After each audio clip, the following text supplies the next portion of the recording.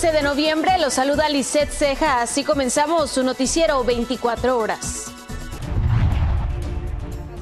Por nosotros, por favor, aquí nos paró la migración. Redada en Florida, agentes migratorios detienen a 35 campesinos que viajaban en autobús. Testigos aseguran que los detenidos contaban con permiso de trabajo. Además, Estados Unidos y Ecuador firman acuerdo. El país podría trasladar solicitantes de asilo mientras que revisan sus casos a territorio andino. También alerta en California. Fuerte tormenta del Pacífico provocó lluvias intensas y evacuaciones preventivas ante riesgo por inundaciones. Y un estudio alerta que vivir en grandes ciudades eleva estrés, ansiedad y soledad. Le tenemos los detalles. Bueno, iniciamos con esto porque Estados Unidos y Ecuador firmaron un nuevo acuerdo que convierte al país andino en un tercer país seguro. Bajo este mecanismo, solicitantes de asilo que lleguen a territorio estadounidense podrán ser trasladados a Ecuador mientras se revisan sus casos. Según el Departamento de Seguridad Nacional, el objetivo es garantizar un proceso seguro, digno y ordenado para quienes buscan protección internacional y no pueden regresar a sus países de origen. En Florida, agentes de inmigración arrestaron a unos 35 campesinos que viajaban en un autobús. Hermanos, le pedimos oraciones por nosotros, por favor, aquí nos paró la migración. La redada ocurrió a las afueras de la comunidad de Immokalee. Los trabajadores de la compañía Pacific Tomatoes fueron subidos a camionetas federales. Testigos dijeron que la mayoría de los detenidos contaban con permisos de trabajo. Además de agentes de ICE, oficiales de la patrulla fronteriza y autoridades locales participaron en el operativo.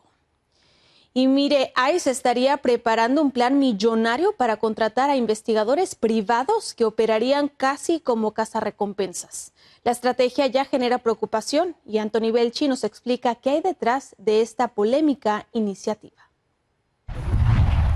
El Servicio de Inmigración planea gastar hasta $180 millones para contratar a investigadores privados equiparables a cazadores de recompensas, cuyo objetivo es localizar a inmigrantes indocumentados en Estados Unidos. Se podrían investigar más de 1 millón de domicilios. ¿A quién van a tratar de buscar a través de esta tecnología? Es a inmigrantes ilegales que son pacíficos, que no han cometido delitos. Estos cazarrecompensas de ICE deberán verificar direcciones de residencia, lugares de empleo, proveer fotografías con sello de tiempo y reportar si no pudieron localizar al sujeto en cuestión. También se incluirían bonificaciones basadas en rendimiento, identificar la dirección correcta en el primer intento o localizar un porcentaje alto del objetivo.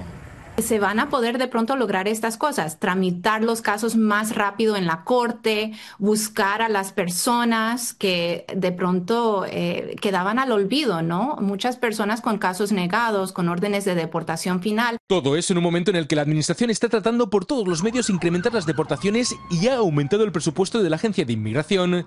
Algunos críticos advierten que se están repitiendo errores del pasado al delegar funciones del Estado a contratistas privados que tienen relación directa con el gobierno. Estamos viendo en muchas facetas de nuestro gobierno conflictos de intereses así, porque, por ejemplo, personas que trabajan en el sector público después se benefician en el sector privado.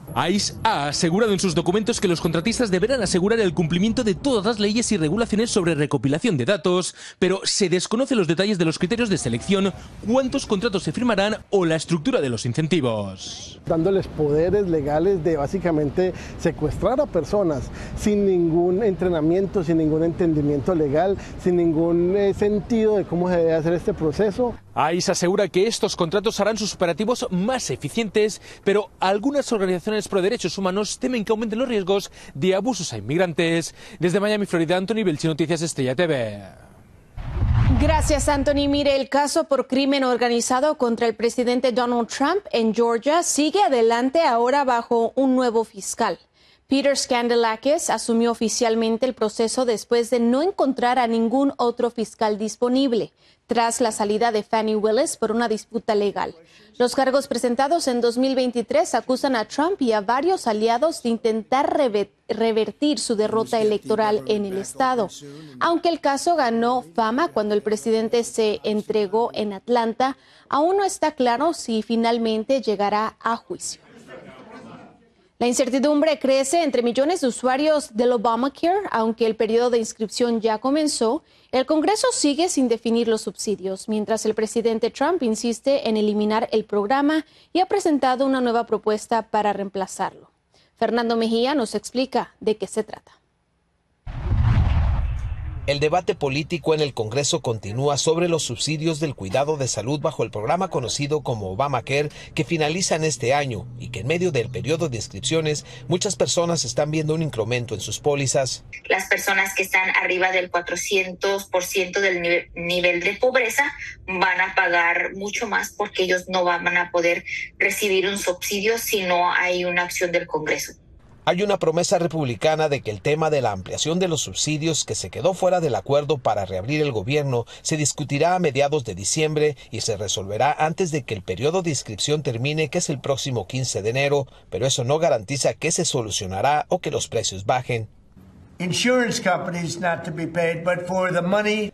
Trump y los republicanos analizan alternativas a esta crisis. El presidente Trump impulsa una propuesta para que no se le dé el dinero de estos subsidios a las compañías de seguros, sino a la gente, que esto será menos costoso y le dará a las personas libertad para escoger lo que más les convenga, algo que médicos que han lidiado con la salud y con las compañías de seguro ven como muy mala idea. Esto va a hacer que mucha gente tenga dos opciones. Una, no va a comprar, seguramente se va a quedar con el dinero o no lo va a usar.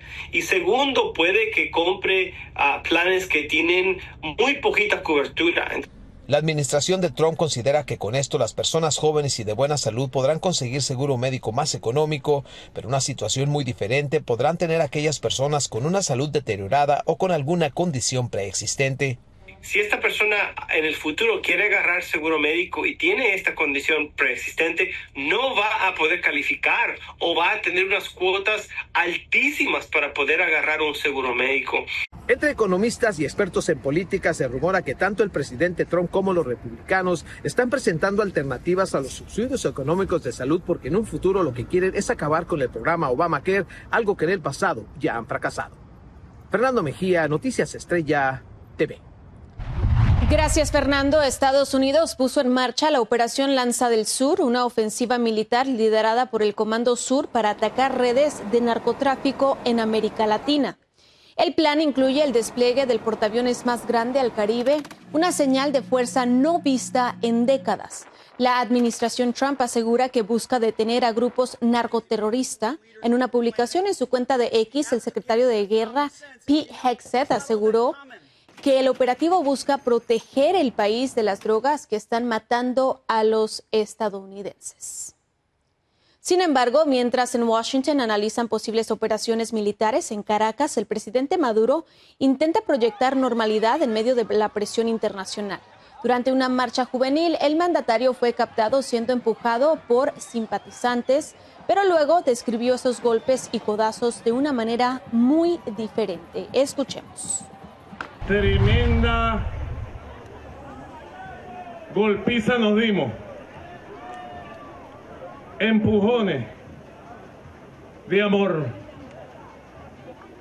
codazos de amor, puñetazos de amor, coñazos de amor, todo de amor, porque nosotros somos la paz y el amor. The love and peace, the peace and love. En su discurso, Maduro juramentó a nuevos miembros de su partido socialista y volvió a acusar a Estados Unidos de perseguir a los migrantes venezolanos. Mientras tanto, la presidenta mexicana Claudia Sheinbaum anunció un acuerdo con Estados Unidos para evitar más bombardeos de presuntas narcoembarcaciones como el ocurrido hace 2 semanas frente a Acapulco, en aguas internacionales. Ese es el primer acuerdo, es decir, que siga trabajando Secretaría de Marina, si hay información que viene de agencias de los Estados Unidos o del propio Comando Sur, para que sea la Marina Mexicana quien intercepte estas embarcaciones que presuntamente traen drogas. El acuerdo busca evitar que las tensiones por la ofensiva estadounidense contra el narcotráfico se extiendan a México tras incidentes similares en Colombia y Venezuela. Es momento de hacer una pausa, pero no se mueva porque al regresar, reportes de inflación y empleo de octubre no se publicarán, algo que nunca ha pasado en la historia del país. Le tenemos el porqué al regresar.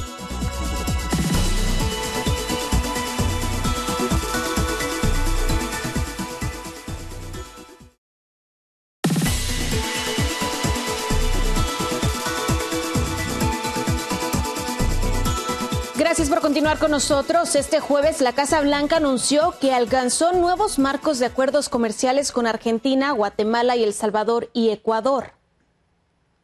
Los aranceles seguirán en 10% para Argentina, Guatemala y El Salvador. En el caso de Ecuador serán de 15%, aunque habrá excepciones para productos que Estados Unidos no produce, como el café y el banano ecuatoriano. Escuchemos la reacción del presidente argentino Javier Milei. Seguramente todos estaban acá escuchando las ponencias y todavía no están al tanto de la tremenda noticia que acaba de salir. Es que hoy acaba de firmarse el acuerdo bilateral comercial con los Estados Unidos.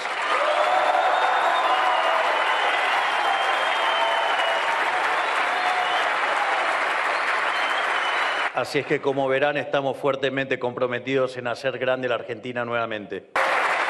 El gobierno de Trump espera finalizar estos acuerdos en las próximas semanas. Y por otro lado, algo que está generando preocupación son los reportes de inflación y empleo del mes de octubre, porque todo apunta a que no se publicarán, algo que nunca ha pasado en la historia del país. Según la Casa Blanca, el cierre del gobierno pudo haber dañado el sistema de estadísticas. Rubén Pereira nos explica. El gobierno federal se paralizó por más de 40 días y esa pausa obligó a la Oficina de Estadísticas Laborales a suspender la recolección de datos del empleo de octubre. La Casa Blanca ahora admite que ese informe, que mide desempleo, salarios y creación de trabajos, quizá no se publique jamás. And all of that economic data released will be permanently impaired, leaving our policymakers at the Fed flying blind at a critical period. Para muchos economistas, la ausencia de este reporte significa perder un punto de referencia clave para entender qué ocurrió en plena parálisis del gobierno y advierten que esto deja a los Estados Unidos operando parcialmente a ciegas. Esto demuestra la fragilidad del sistema estadístico, que solo usa un punto para colectar información, que es el gobierno federal, y sugiere la necesidad de desarrollar unos sistemas colaborativos para prevenir esto que ocurre en el futuro cercano. Esa falta de información complica también a la Reserva Federal, a los mercados y empresas que dependen de datos oficiales para ajustar salarios, precios y proyecciones de fin de año. Tenemos una inferencia porque conocemos lo que estaba pasando antes y vamos a saber lo que pasa en noviembre. Entonces, ese periodo intermedio tiene además un montón de volatilidad porque incluye el shutdown, lo cual no vamos a saber nunca realmente cuánto afectó. Y mientras se define qué pasará con los datos oficiales en la comunidad latina, persiste la duda sobre cómo esto afectará el trabajo de cada semana. Nos genera incertidumbre el hecho de no conocer información, de no saber qué va a pasar y sobre todo el hecho de que haya cerrado el gobierno y que pues incluso algunas familias están ahí con el tema de hablando hasta de crisis alimentaria, ¿no? Por su parte, expertos financieros recomiendan a las familias no tomar decisiones precipitadas mientras regresan los datos oficiales. No tener miedo y no tomar decisiones de pánico. Una decisión de pánico por falta de información va a llevar a una decisión a ciegas. Rubén Pereira, Noticias Estrella TV.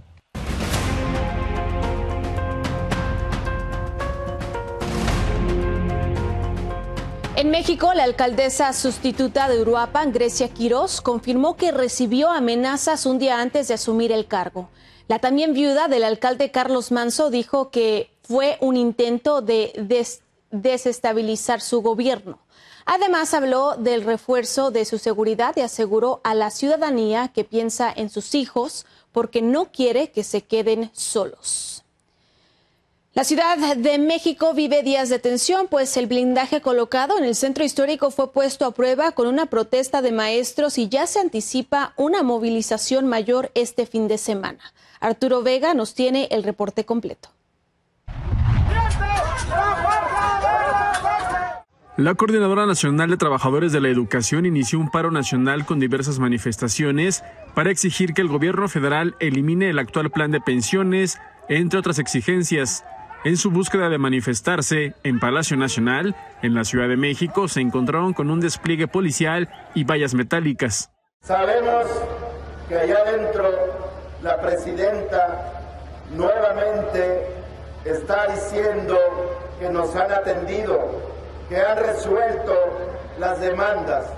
Mentira. La presidenta de México cuestionó la protesta. No se entiende.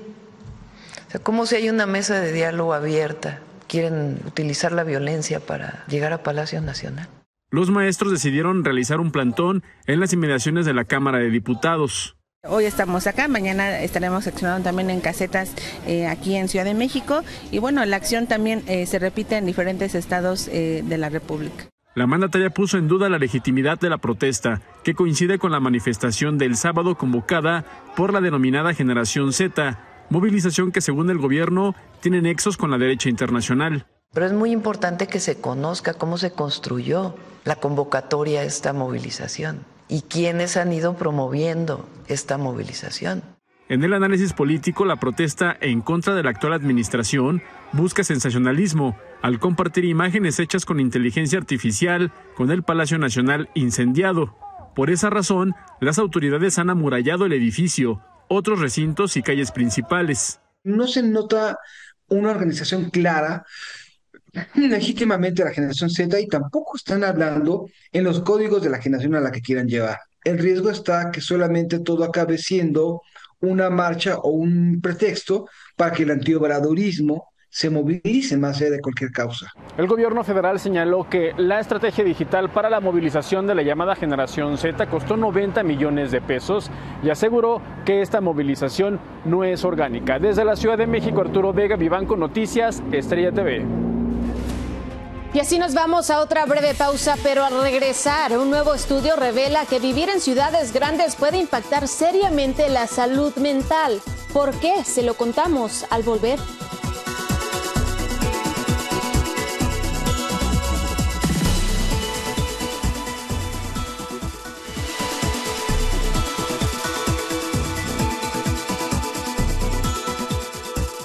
Mire, le cuento que este jueves más de 1,000 baristas de la cadena de café Starbucks iniciaron una huelga. Los trabajadores exigen mejores salarios, horarios estables y la resolución de prácticas laborales injustas. María Teresa Sarabia nos cuenta más sobre lo que piden los trabajadores.